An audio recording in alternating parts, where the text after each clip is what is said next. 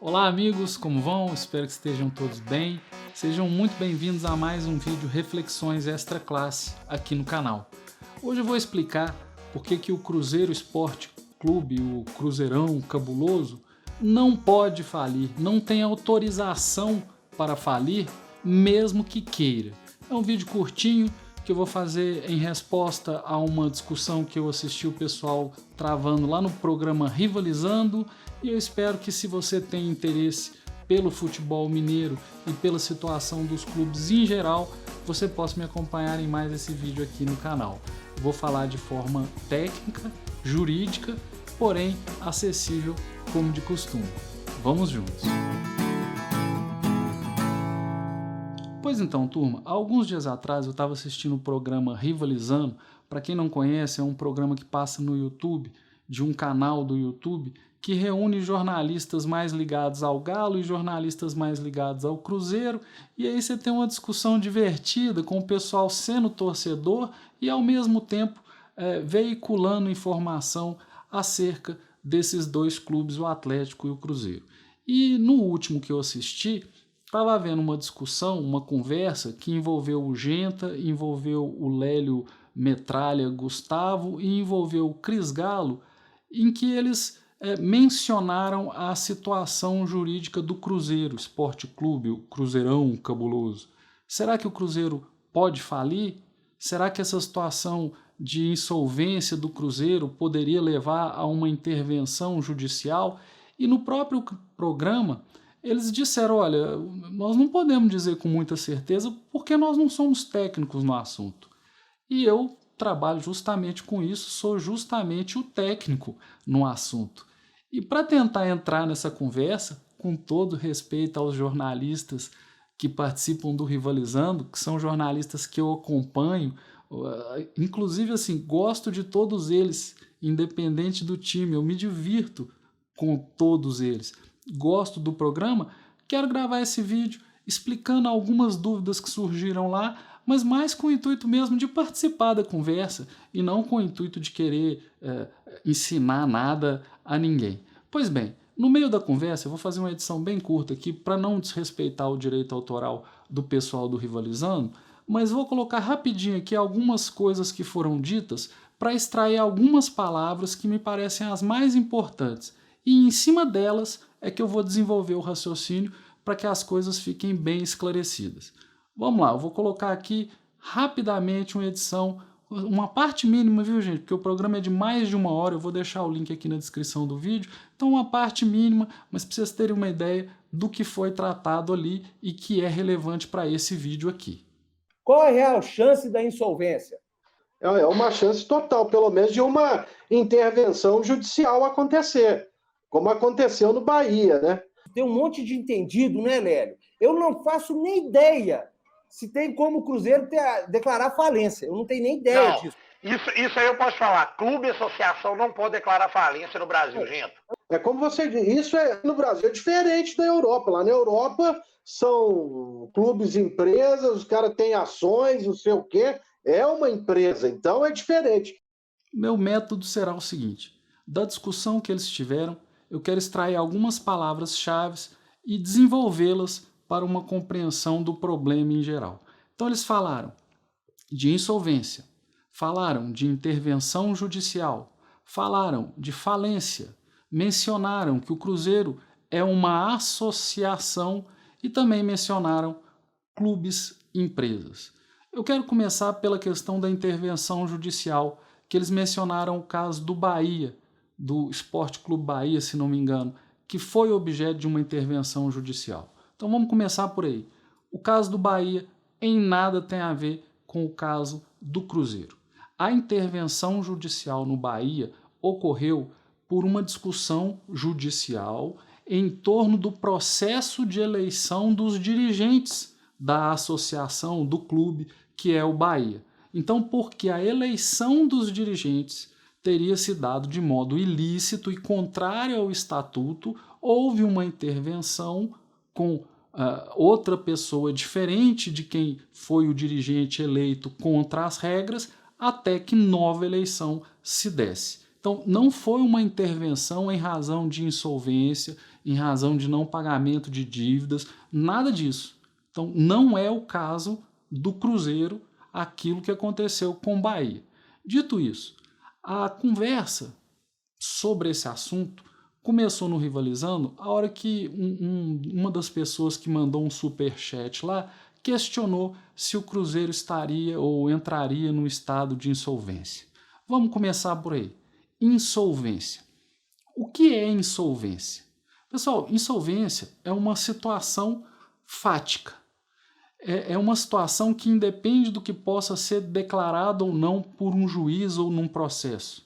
Insolvência é o estado de quem não tem condições patrimoniais de arcar com suas dívidas. Talvez numa linguagem mais contábil eu dissesse é a situação de quem tem o passivo maior do que o ativo, mas de um modo mais acessível é a situação de quem não tem bens em seu patrimônio para poder pagar as suas dívidas. Então, o que acontece se a pessoa não tem bens? Quem ela vai pagar antes, já que não vai dar para pagar todo mundo? Ela vai fracionar, vai pagar proporcionalmente? A lei é que vai dizer. Existe um regramento para aquela hipótese em que o devedor seja insolvente, ou seja, a hipótese em que o patrimônio do devedor não suporta o pagamento das dívidas. Mais especificamente, os bens que compõem o patrimônio do devedor. Porque dívidas também compõem patrimônio, né? Vão somar negativo, mas vão fazer parte do patrimônio. Então, o que fazer? O que a lei estabelece como solução para a hipótese em que o devedor esteja numa situação de insolvência? Antes de avançar, um clube, uma associação como o Cruzeiro pode se colocar em situação de insolvência? Pode. Qualquer devedor pode ser insolvente, porque não é uma situação, repito, jurídica, é uma situação fática. Se não há bens no patrimônio em valor suficiente para pagar a dívida, a pessoa é insolvente. Ponto. Então, a pessoa sendo insolvente, o que a lei vai fazer? Ela vai prever um procedimento de execução concursal desse devedor. Execução concursal. Concorrem todos os credores ao mesmo tempo. Por que isso?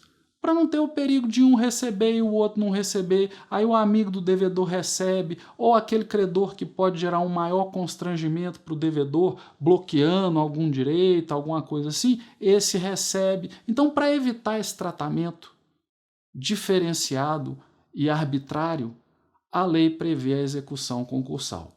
Até aí, tudo bem? A execução concursal pode ser a falência ou ela pode ser um procedimento, um processo previsto na legislação civil chamado insolvência civil. Vamos pegar agora a questão da falência. Pessoal, a lei de falências, no seu artigo 1º, vai dizer: essa lei disciplina a recuperação judicial, a recuperação extrajudicial e a falência do empresário e da sociedade empresária. Então, do ponto de vista da legitimidade passiva, ou seja, do ponto de vista de quem pode falir, são apenas empresários. Falência, nós acabamos de ver no dispositivo, é a execução concursal do devedor empresário, seja empresário individual, seja pessoa jurídica, sociedades empresárias ou a figura da EIRELI, né, empresa individual de responsabilidade limitada. Só empresário. E o que é empresário para o direito? Se nós conferirmos no artigo 966 do Código Civil, nós vamos encontrar o seguinte conceito: considera-se empresário quem exerce profissionalmente atividade econômica organizada para a produção ou circulação de bens ou de serviços. Viram aí? Atividade econômica organizada. Talvez alguém pense, então é o caso do Cruzeiro, porque o Cruzeiro exerce atividade econômica. Não, gente, nós estamos falando de atividade econômica intuito lucrativo. Talvez você ainda insista. Não, mas o Cruzeiro tem intuito lucrativo. Ele não funciona para ter prejuízo. Permita-me esclarecer. quando nós falamos de atividade econômica e finalidade lucrativa, é óbvio que qualquer atividade, empresarial ou não, você espera que dê resultado positivo. A questão é, qual a destinação desse resultado positivo? Havendo lucro, haverá uma distribuição de lucros entre os associados, entre os sócios? Não. Numa associação, como é o caso do Cruzeiro, a destinação do resultado positivo deve ser o reinvestimento na atividade, naquilo que está previsto no estatuto. Então, ter resultado positivo, chegar no final do ano e falar, o Cruzeiro teve um superávit de tantos milhões. Isso não quer dizer que seja uma pessoa jurídica com finalidade lucrativa, porque esses X milhões não podem ser distribuídos entre os associados na qualidade de distribuição de lucro. Eu sei que o cruzeirense vai olhar para a história do clube agora, os últimos tempos, e vai pensar, mas teve gente que enriqueceu em cima do clube, teve gente que desviou. Está errado. Do ponto de vista da legislação, uma associação, que é o que o Cruzeiro não distribui lucros. E vejam, se nós conferirmos o Estatuto do Cruzeiro, lá nós temos, logo no artigo 1º, a menção de que o Cruzeiro Esporte Clube é uma associação sem fins econômicos. Mais uma vez, pessoal, o que significa ser sem fins econômicos? Significa que o Cruzeiro não possa ter superávit? Não. Significa que o resultado positivo deve ser reinvestido no objetivo estatutário. Dito isso, então está claro que o Cruzeiro não pode falir. Por pior que esteja economicamente, por mais insolvente que possa se tornar, falir não vai. Pessoas no formato de associação que não são empresárias. Pessoal, empresário é ou empresário individual, EIRELI ou sociedade empresária. Associação não é. Então, não pode falir, não vai falir. Queria aproveitar ainda uma menção que foi feita na conversa, acho que foi o Lélio Gustavo que mencionou, que na Europa são os clubes empresas. Sim, isso pode acontecer no Brasil. A legislação permite que um desses clubes de futebol se organize sob a forma de sociedade anônima, como o Lélio Gustavo mencionou, que tem acionista e tudo mais. Aí sim, sociedade anônima é sociedade empresária, distribui lucro no final do exercício contábil. E aí, obviamente, pode ter a falência decretada. A maioria dos clubes no Brasil, ou a generalidade dos clubes no Brasil, não tem a forma de sociedade anônima. Então vejam, não é que um clube não possa falir, é que uma associação não pode falir. Se o clube for Clube do Futebol não sei que S.A., Clube Barará, Barará Limitada, que seriam sociedades empresárias, a falência poderia se dar. Então, resolvida essa questão, o Cruzeiro não pode, não tem autorização, nem que queira, para falir. Mas Cláudio, você falou que insolvente o Cruzeiro pode estar ou pode ficar. Sim. E se ele não pode falir, como é que nós vamos resolver o problema da insolvência caso o Cruzeiro se torne insolvente? Para pessoas devedoras insolventes que não sejam empresárias, a medida a ser tomada é a chamada insolvência civil. É um procedimento de execução concursal.